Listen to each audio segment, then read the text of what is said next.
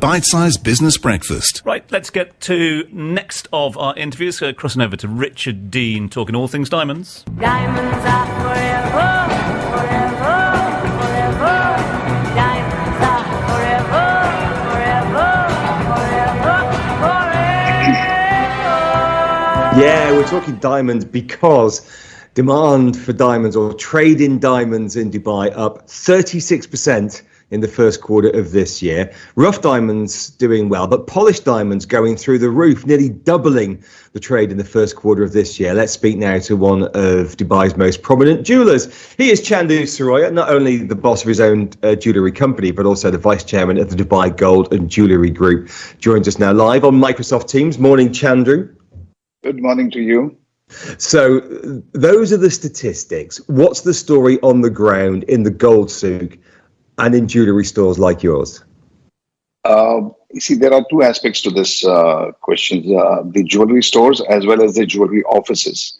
So you see, the diamond prices have gone up very through the roof in the last year because of the pent-up demand for the last 2 years, and the American economy was doing fantastic at that time, and there was a huge demand for diamonds. So a lot of diamonds were imported into Dubai and were exported from here.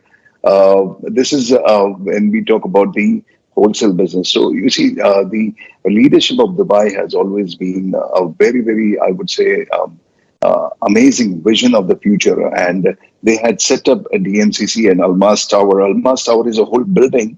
It's a huge building which is dedicated totally to the diamond and gold trade.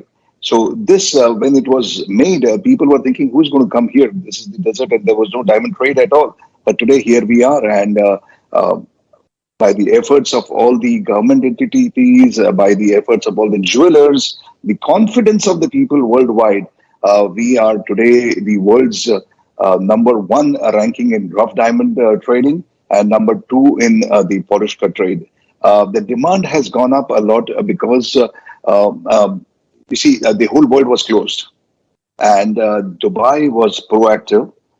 UAE was proactive. And we had super control over the COVID pandemic. And we came out of the pandemic at a much earlier stage. So when the whole world was closed, Europe was closed, Antwerp was closed, other places were closed, we were open for business. And the logistics companies were all open for business. So this was a fantastic meeting ground. There's the big, huge demand for the rough diamonds from the cutting centers like India, which cuts almost 90%.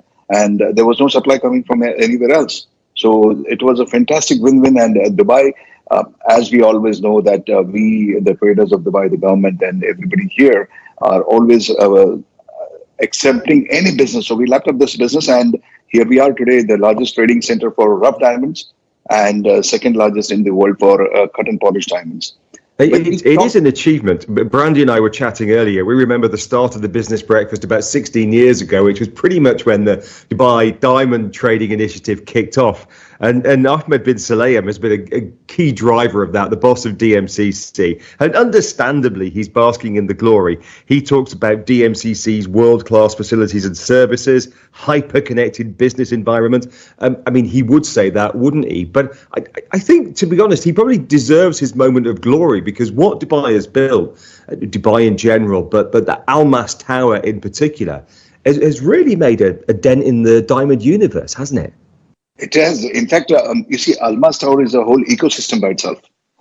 We have the diamond traders, we have the government offices, we have the Kimberley process, we have the customs office there. So if anybody is dealing in diamonds and they want to trade in diamonds in a very controlled environment, I would say it is a very regulated environment, but there is no restrictions to trade.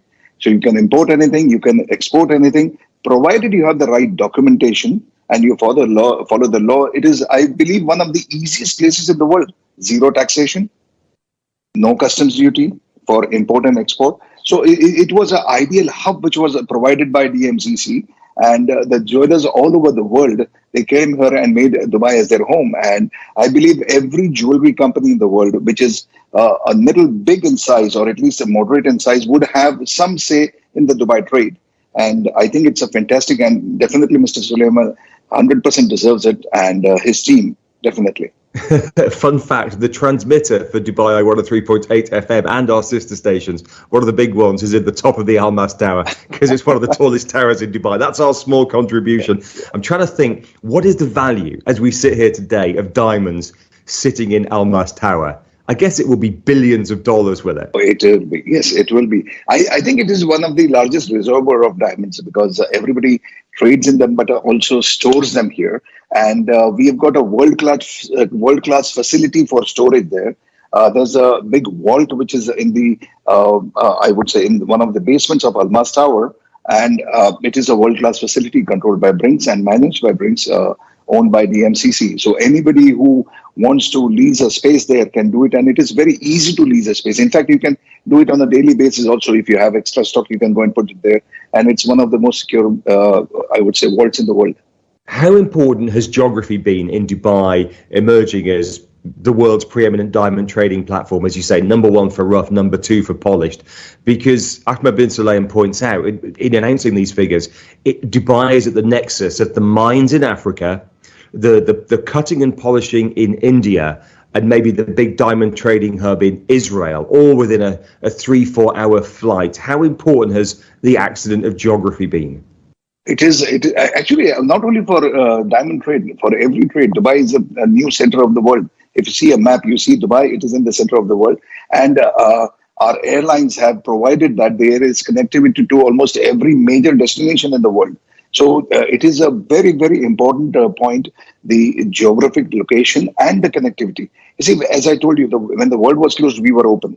And everybody could come here very easily.